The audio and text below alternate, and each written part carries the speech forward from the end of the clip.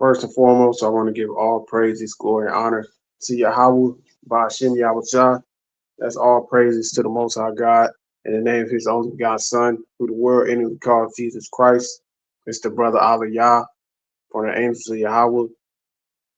Uh, I wanted to do a video on technically it's what's going on in the world right now. You got a lot of these Eves talking about uh what you gonna do when stuff hit the fan as a woman.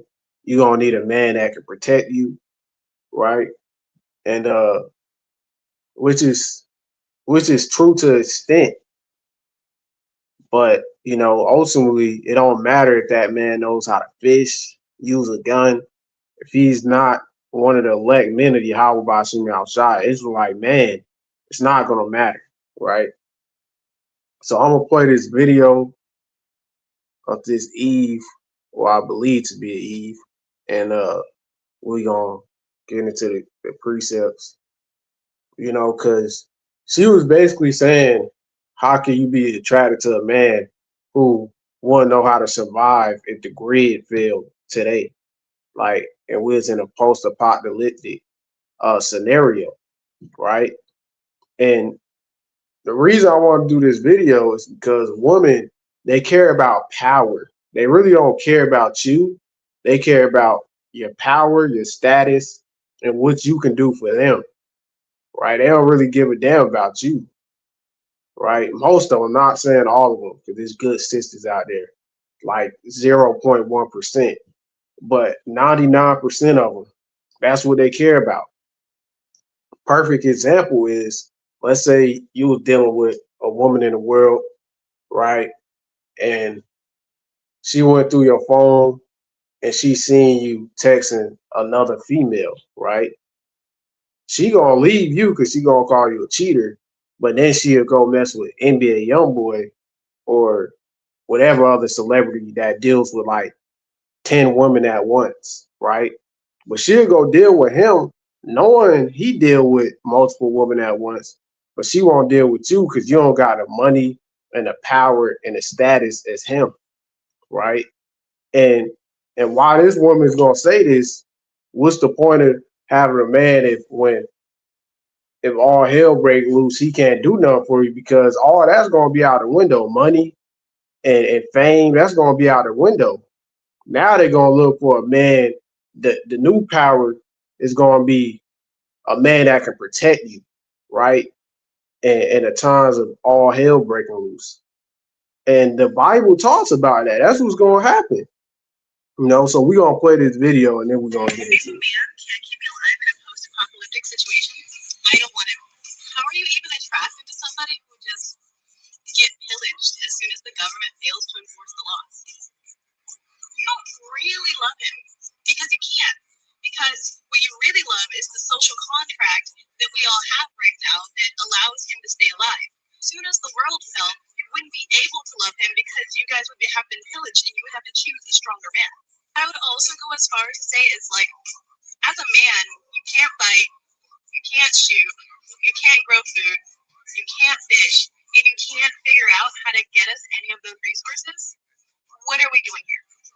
If none of those needs are met, then I might as well just go be with another woman because at least I'll have emotional security and stability while I'm fighting for my life with a lack of provision and stability. If a man can't keep it alive. All right, so you heard what she said. If you want to watch the video for yourself, her name is Taylor N. Moore, TAELORMOORE, right? So she said basically, why are you even with a man if all hell break loose, he can't keep y'all alive, right? And she was like, he don't know how to use a gun, he can't fish. Well, guess what? Even if you know how to use a gun, that's not going to matter if the Lord's not dealing with you. First, let's go to Second Maccabees, 18:8.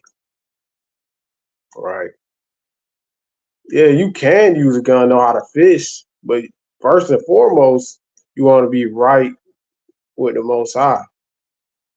First Maccabees 8 and 18. I mean, Second Maccabees 8 and 18. Salaki. This Second Maccabees 8 and verse 18. For they said he trusts in their weapons and boldness, but our confidence is in the Almighty, who at a bet can cast down both them that come against us and also all the world. So that's what's going to be going on in Jacob's trouble, right? All hell going to be breaking loose, right? You're going to have Edomites trying to get us, random people trying to get us. You know, that's that cast down both them that come against us and also all the world, right? So the only way to get those things cast down, it isn't a gun, it isn't a weapon. It's ultimately being protected by the Most High, right? So let's let's go to Isaiah, right?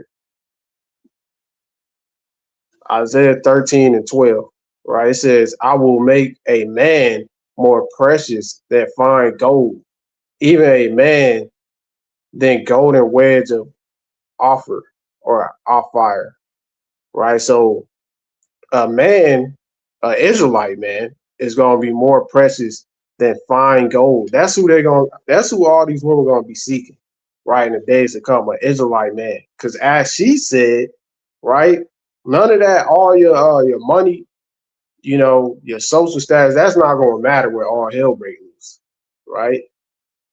She's just going. She said she's going to leave him, get a man that can protect her, right? And who's going to be the ones that's going to be providing protection is the Israelite men keeping the faith and the commandments, keeping the faith of Yahweh and the commandments of Yahweh, right?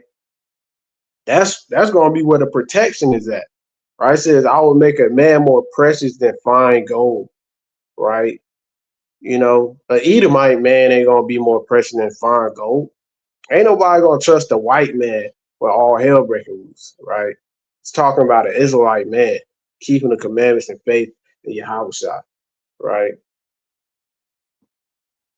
Let me start at verse 11. Let's get the context. Isaiah 13 and 11. "I will punish the world for their evil and the wicked for their iniquity, and I will cause the arrogancy of the proud to cease, and will lay low the haughtiness of the terrible. I will make a man more precious than fine gold," right? So when all hell breaking loose, these women, hey, they ain't gonna give a damn about you dealing with multiple women. They just gonna be looking for protection, right? Because you got the power, you got the status, right? At that time, you're gonna have that, you know. Just like uh always gotta use this brother as an example. NBA YoungBoy, he got it according to the world, he got the power right now. So women don't care how much women he messing with, as long as he providing for them, right? That's how it's gonna be for us in the times to come, right? So let's go to Isaiah 4 and 1. It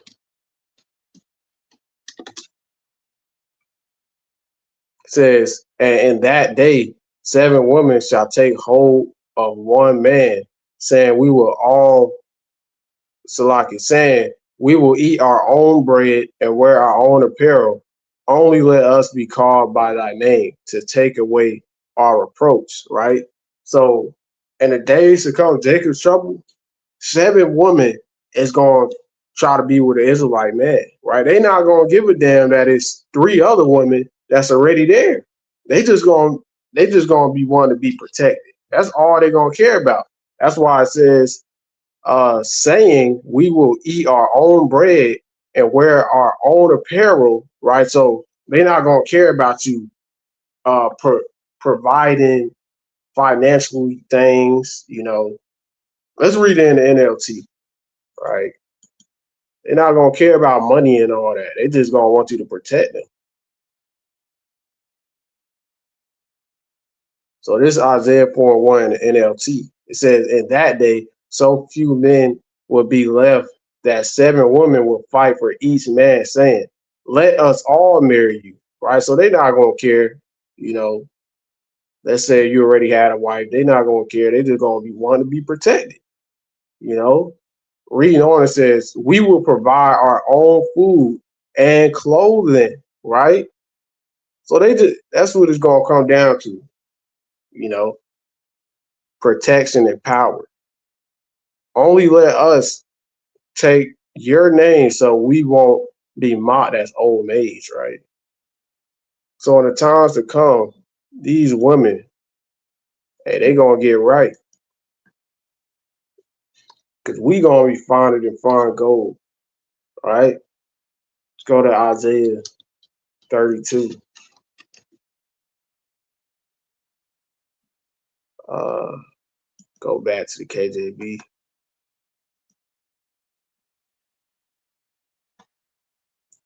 This is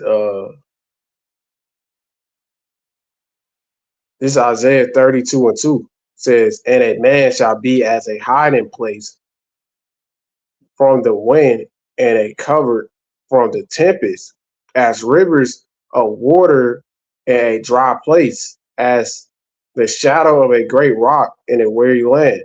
Right? So it says a man is going to be as a hiding place. And this talking about a man that fears Yahweh by Shemi outside. We're going to get into that. It says, and as a cover from the tempest, as rivers of water in a dry place. Like rivers of water, let's say you ever watch a movie, you got a waterfall falling, and then you got a cave behind it, right? Most people not gonna really know that it's a cave behind that waterfall, right? And they definitely not gonna believe that it's people in there, right? So we gonna be like a hiding place. And it says, as the shadow of a great rock in a weary land, right? So let's say you got a big mountain, and you know the mountain is causing a big shadow to cover the land, so it's hard to really, see things, right? It's protecting you from the predator, right? As the prey.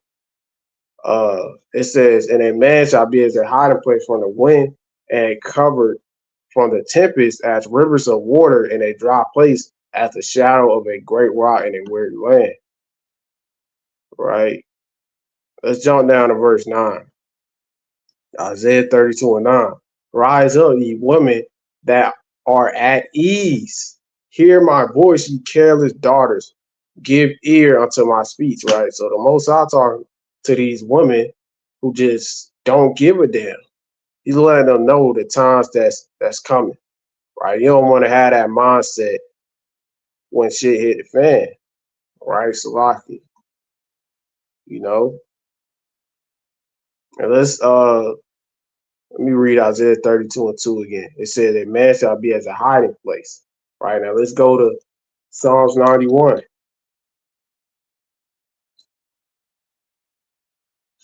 Right. This Psalms 91 and 1. "He that dwelleth in the secret place of the Most High shall abide under the shadow of the Almighty. I will say of the Lord, He is my refuge and my fortress, my God, in Him will I trust. Surely He shall deliver thee from the snare of the fowler, and from the noisome pestilence. He shall cover thee with his feathers, and under his wings shalt thou trust.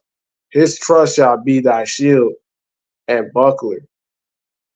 Thou shalt not be afraid for the terror by night, nor for the arrow that flieth by day, nor for the pestilence that walketh in darkness, nor for the destruction that wasteth at noonday. 1,000 shall fall at thy side, and 10,000 at thy right hand, but it shall not come nigh thee." Right? So when all hell breaking loose, and the angels is protecting the elect men of Yahweh Shem Shai, people gonna see that, right? And that's what's going to attract these women to be called by your name, right? It says 1,000 shall fall at thy side, and 10,000 at thy right hand, but it shall not come nigh thee, right? So if you are the elect or if that 1/3 that's gonna be saved, you gonna be good for the most part, right? Says only with thine eyes thou behold shalt thou behold and see the reward of the wicked, because thou hast made the Lord, which is my refuge, even the most high thy habitation. There shall no evil befall thee, neither shall any plague come nigh thy dwelling. For he shall give his angels charge over thee to keep thee in all thy ways, right? Because the angel of the Lord encampeth around them that fear him, right? Psalms 34 and verse 7, right? This Psalms 34 and 7, it says, the angel of Yahweh encampeth round about them that fear him and deliver them, right? So how do you fear the Lord? Go to Job 28 and 28. So if you want the angel to encamp around you in Jacob's trouble, you got to fear the Lord, right? So this Job 28 and 28. And unto man he said, behold, the fear of the Lord, that is wisdom, and to depart from evil is understanding. So you got to depart from evil, right? If you want these angels to encamp around you. And how you depart from evil is by keeping the commandments and faith in Yahweh Shai, right? So these women, they got to get it together, or most of them just not gonna make it. Now the Most High may have mercy on some of them. Like somebody got to be those women of Isaiah 4, right? So the Most High may have mercy on some of them to just when stuff hit the fan, want to get right, do the right thing. But as it stands, these women, they don't really care about nothing but your money, power, and status. But when all hell breaks loose, it's gonna be a flip. It's gonna be a new power, right? We gonna be that power. You know, people gonna be coming to us, right, for protection. You know, they ain't gonna care about uh, they ain't gonna care about your money and all that. They just gonna want to try to stay alive, right? So, all right, let's get one more in Daniel 12 and verse 1. It says, and at that time shall Michael stand up, the great prince, which standeth for the children of thy people. So Michael, talking about Michael the archangel, right? So Michael the archangel, he gonna stand up for the elect, right? It says, at that time shall Michael stand up, the great prince which standeth for the children of thy people, right? So you literally gonna have angels encamping around them that fear the Lord, right? It says, there shall be a time of trouble, such as never was since there was a nation, talking about Jacob's trouble, right? I believe that's Jeremiah 30 and 7. Even to that same time, and at that time, thy people shall be delivered, every one that shall be found written in the book, right? So we go if we, Lord willing, we are that number, we'll be out here protected. You'll be one of the brothers that, you know, these women is flocking to, right? No matter if it's 5 women, literally 7, 10, 3, right? If you fearing the Most High, don't worry about these women because they just gonna come to you anyway when stuff hit the fan, right? You know. So what's the most important thing is fearing the Lord. That's the most important thing, right? To hell with these wicked women, right? They gonna come down the line anyway, you know. But with that, I want to give all praises, glory, and honor to Yahweh, Ba'ashim Yahushua. Lord willing, this is edifying, and Salakia for the lack of uploads. We will be back at camp this weekend. So all praises to Yahweh Ba'ashim Yahushua, and Shalom.